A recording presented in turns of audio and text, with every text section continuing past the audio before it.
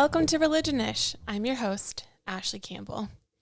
This episode is the second installment of the Religionish SCOTUS Watch. So if you've not listened to the first edition, please do go back and listen to Religion and We the People.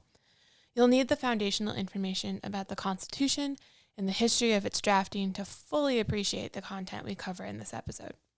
No rush. Go listen. I'll still be here. For those of you ready to tackle new material about religion, the Constitution, and the Supreme Court, get your notebooks ready. Today we're going to be covering the idea of the separation of church and state and what it has to do with the Establishment Clause. I'll end by introducing you to the first disputes in the U.S. that really cite the religion clauses in the Constitution, but getting into detail over those cases will be saved for next time. I don't want to overload you with too much new information. You ready? Because it's time to get nerdy.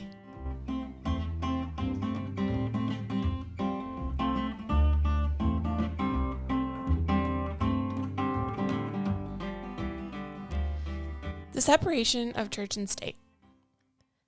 Many of you have probably heard that phrase before. I've definitely had lots of people cite it to me when I talk about what I do read my research on with regards to religion and politics. But there's two ways we can think about the phrase separation of church and state. We can think about separation in terms of institutions. The church and the state are referring to institutions of religion and government. The two institutions do not come together. But then we also need to think about the concept of entanglement between church and state. And here is more where I tend to say that religion and politics are ideologies. They're belief systems. They're not institutions. But we also have to think about how institutions do influence each other. So we have the separation of institutions, but we also have entanglement. We have the entanglement of influence, of ideologies, of institutions, and then the mixing together of belief systems, because we can't necessarily compartmentalize our politics and our beliefs away from each other.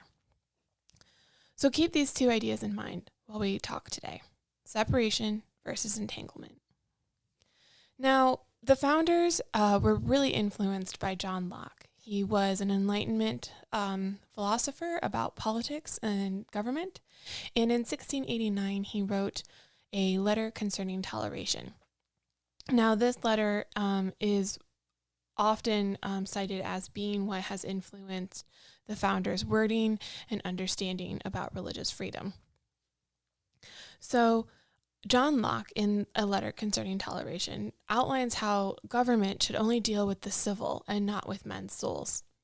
He writes, "These things being thus explained, it is easy to understand to what end the legislative power ought to be directed and by what measures regulated. And that is the temporal good and outward prosperity of the society, which is the reason of men's entering into society and the only thing they seek and aim at in it." Okay, what did that mean?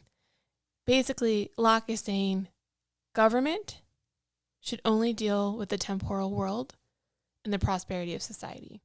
That when men enter into the social contract, they're entering into an agreement, a social agreement that's only concerned about living prosperously and peacefully on earth. Locke continues and writes, "And it is also evident what liberty remains to men in reference to their eternal salvation, and that is that every one should do what he in his conscience is persuaded to be acceptable to the Almighty, on whose good pleasure and acceptance depends their eternal happiness. For obedience is due in the first place to God, and afterwards to the laws." So here we have this beginning idea of freedom of conscience. And so you should not be forced to practice any particular type of religion or be told to believe in a certain way. That the order of law and government is separate from salvation and men's souls. So understanding how John Locke influences the founders is great and all, but we also really need to do the work of looking at Thomas Jefferson and James Madison, the two key advocates for the religion clauses. But first, a rewind. To fully understand what the separation of church and state means, we should look at examples of unified establishments. And what do I mean by that? A unified establishment is when the church and state are actually cooperative and working together. So the legal establishment of religion is usually what I mean by the idea of unified establishments. And the most common example that the founders would have been engaging with is the Church of England in the UK.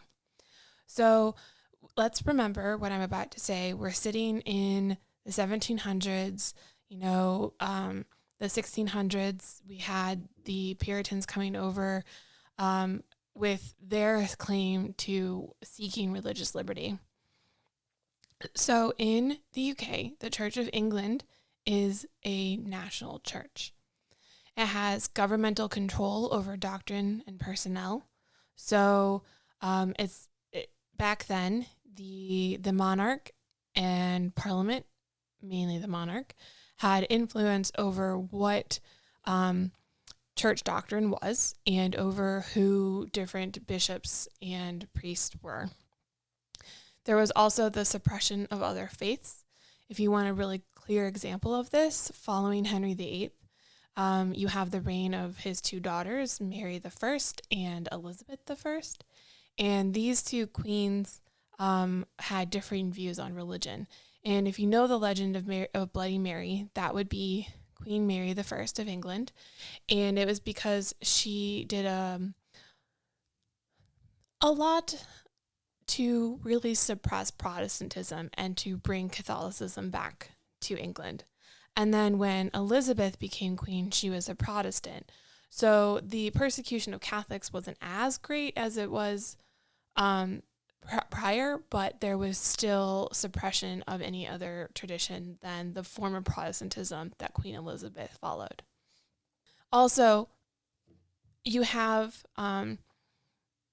the church having political influence through the way in which the government is run. And so this means that church leaders are talking about who should be holding what positions, or is an alliance with this country a good idea or not. So you definitely have the government influencing the religion and the religion influencing the government. And then this was definitely more common in the 1600s, still sometimes in the 1700s, but there was compelled attendance and support, which means that it doesn't matter if you were an adherent to the Church of England and you were a Protestant and identified as a believer, you were still compelled to attend religious services. And you were required to support the church, whether that was monetarily, ideologically, et cetera, et cetera. So in the colonies, the concept of establishment varied. The southern colonies tended to kind of more reflect the British establishment with the Church of England. And then New England had a bit of a different model. So in Massachusetts, the relationship between religion and government was more theologically grounded, and it was based on this idea of creating a Christian commonwealth that pursued divine works. Historical establishment is not necessarily the point of this episode, but I do want to highlight what we are thinking about when we're thinking about disestablishment and how that relates to the forms of religious establishment that the founders were experiencing and had been used to. But if you are interested in the topic of religious establishment in the colonies, especially with regards to New England, I'll post a few links in the show notes. The first separation of church and state comes from a letter that Thomas Jefferson wrote to the Danbury Baptist Association.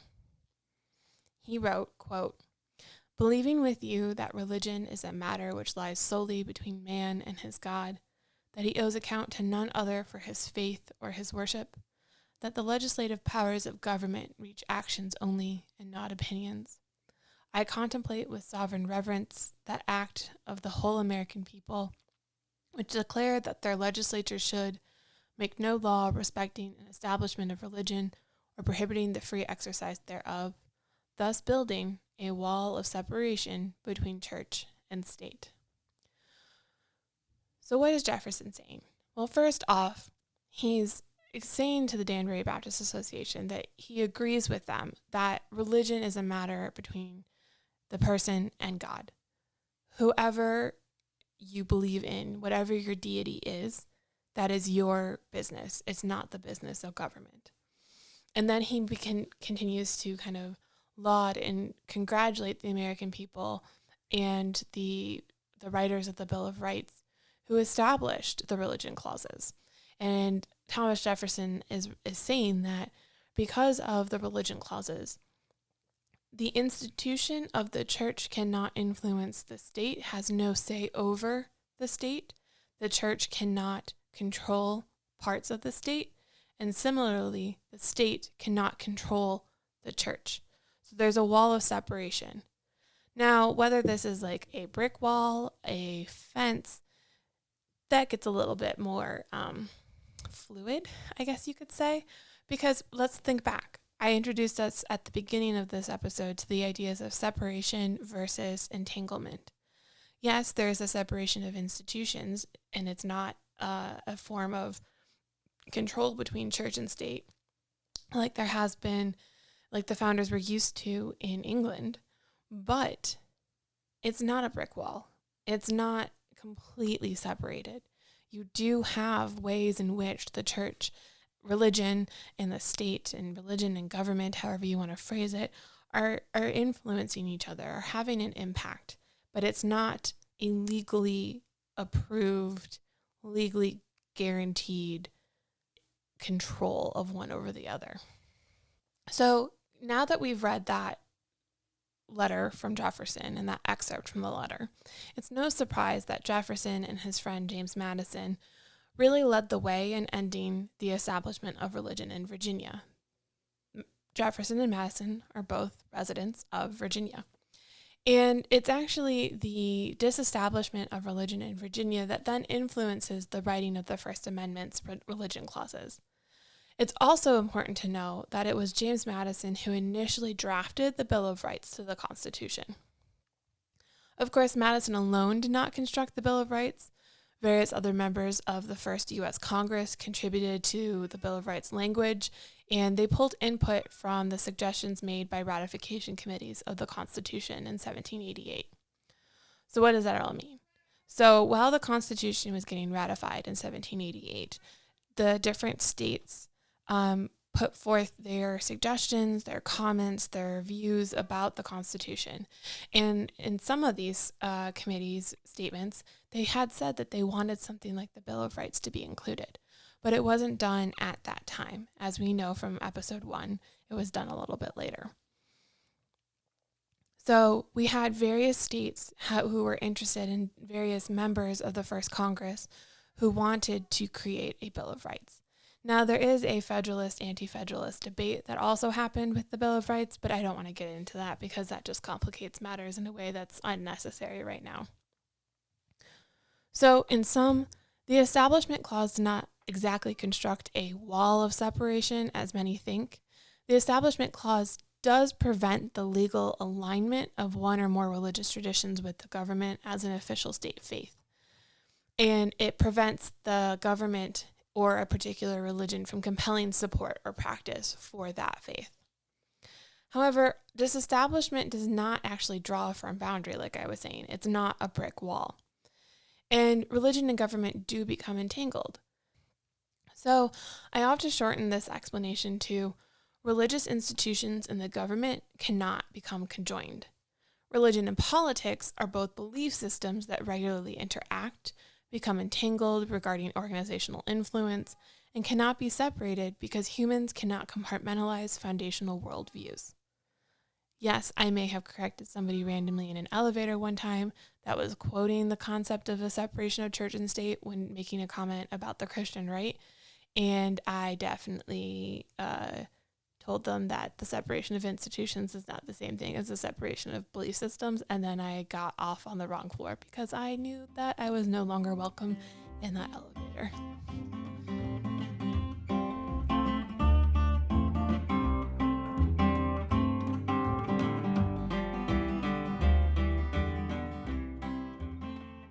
The first challenge to the religion clauses comes in the mid-1800s over mail. Yes, you heard me correctly. The first debate about religion clauses in the Bill of Rights is over mail.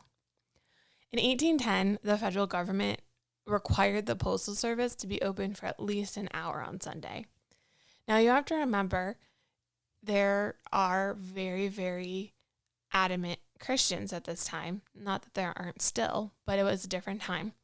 So various advocates for what we know as Sunday laws, or the prohibiting of certain acts and services on the Christian Sabbath, were appalled that the Postal Service would be open on a Sunday and that the government mandated it. So during the 19th century in the U.S., the majority of commerce and other businesses were actually closed on Sunday. So the opening of the Postal Service was viewed by some as a violation of the Sabbath. But the Postal Service also served as a community location that people would go to after church because it was one of the few places that was actually open. But by the 1820s, Sunday law advocates began using the argument that the Sunday Postal Service violated the free exercise of the postman's religion. So here you can see they're not just applying their argument to cultural precepts of, well, we can't violate the Christian Sabbath. It's just everything else is closed, so why should the Postal Service be open? Sunday law advocates are now appealing to the religion clause that cites free exercise and saying that you can't have the Postal Service open and running, because then how can the postman be celebrating and exercising their religion? So there wasn't an actual Supreme Court case over the U.S. Postal Service, but eventually a Sunday service stopped. Whether it was a change in religious opinions or due to technology because of the telegram and then eventually the phone, the Postal Service was closed on Sundays in 1910 and remained so for over a century. I don't know about you, but I definitely grew up not getting mail on Sunday and knowing that you can't go to the post office on a Sunday. But that's kind of recently changed, and there's a article I posted in the show notes about a agreement between Amazon and the U.S. Postal Service. So I highly recommend you check that out. But the first major Supreme Court cases regarding the religious clauses came after the Civil War. So these cases addressed questions of labor and polygamy. Are you intrigued? If so, stay tuned for the third episode of Religionish SCOTUS Watch, when I take you into some of the first landmark cases that address religion and question whether the Establishment Clause permits religious accommodation. We're going to begin in the 1800s looking at 3 cases, which are 2 about polygamy and 1 about labor. From there, we'll move thematically, examining cases addressing education, taxes and corporations, public prayer, free speech, religious discrimination, and the meaning of religion and its authenticity. There's a lot to cover, and I promise I'll give it to you in small doses. But I do want to know what topic you want to hear about first, whether it's education, religious discrimination, taxes and corporations. You tell me. So I'm going to post a poll on Twitter and Facebook. So please go vote, and you can find the show on Twitter at Religionish. That's religion with ISH at the end. And on Facebook at Religionish Podcast. I'll also post links in the show notes. So please tell me which theme about Supreme Court cases regarding religion you want to hear about first.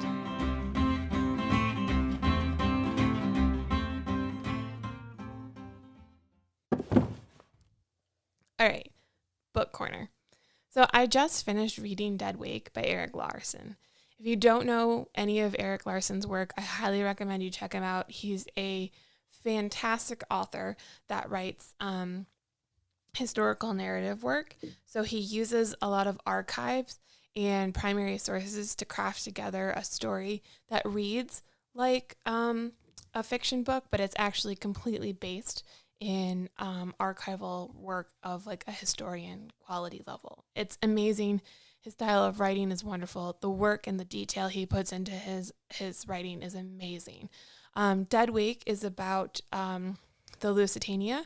So if you don't know what the Lusitania is, it was a boat in the early 1900s that was sunk by a German submarine and was one of the leading reasons, or one of the contributing factors, I guess I should say, to the U.S. entering World War I.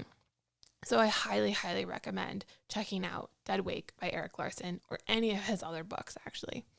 I'm also really, really excited for a new book that just came out. If you follow Religionish on Instagram, you saw me kind of unbox the book and like kind of get really excited about it. It's by Jack Jenkins, who is a reporter for Religion News Service. And the book is entitled American Prophets, and it's all about progressive politics and the religious left. And I'm really excited to start reading it and to eventually have Jack come on the show. So if you want the full title of Jack's book, it's American Prophets, The Religious Roots of Progressive Politics in the Ongoing Fight for the Soul of the Country. I'm super excited.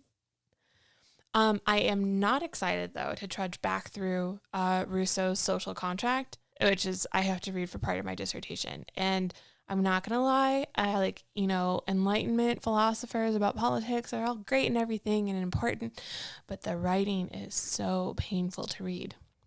But there's also books on religion and populism to be read for my work, so I can kind of avoid the social contract for another week. Yay! You're a nerd. A nerd. You're a nerd. So recently, in a package that was ordered from eBay, there was a $1 million fake bill, and it has Benjamin Franklin on it, and it's definitely a marketing ploy, but on the back it says, "In God We Trust," which is on our money, but then it has an entire long paragraph written, and this is how it begins. "Here's the $1 million question. Will you go to heaven when you die?" And then it continues to talk about sinners and Jesus and things like that. And it ends with a website called livingwaters.com. On the front, there is something that says "Seen by Millions" and the website fullyfreefilms.com. Fullyfreefilms.com reroutes to livingwaters.com. And I took a visit to that website, and it is definitely a Christian evangelical media company, organization. I actually haven't checked to see if they're a 501. Yeah, no, I think they are a corporation. I haven't fully looked into it yet. This was kind of like with most religion nerd moments, they're kind of like a one-off, something I see, and then I kind of talk about it, and I'll look more into it later. But it's definitely a missionary service with a location in Southern California, and it produces movies with titles such as Evolution versus God and The Atheist Delusion. There's also TV shows, and the TV show is called Way of the Master. So I'm definitely going to be doing some more research about this organization and kind of maybe do an entire episode about it, because there are lots of these types of media, religion organizations that produce things and are really trying to use media as a way to evangelize. And there's an entire other episode to be done about the history of evangelizing and the use of media in the United States by Christians. But right now, just wanted to tell you about this promotional $1 million bill that I got in a package that I ordered. And I will post photos of the front and the back of it, and you can read the entire paragraph if you're interested. And hopefully I'll be doing some more research into Living Waters and get you another episode about it.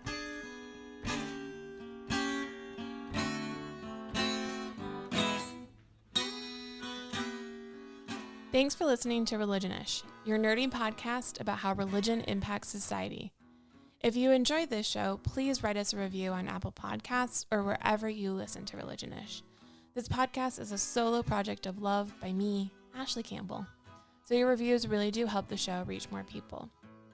You can find this episode's show notes at religionish.com, and you can reach out to Religionish on Twitter, Instagram, and Facebook. Just search Religionish Podcast. You can also reach us by email at religionishpodcast@gmail.com. The show music was performed by Joe Nicola and Dan Paulhammer. Have a great weekend, religion nerds.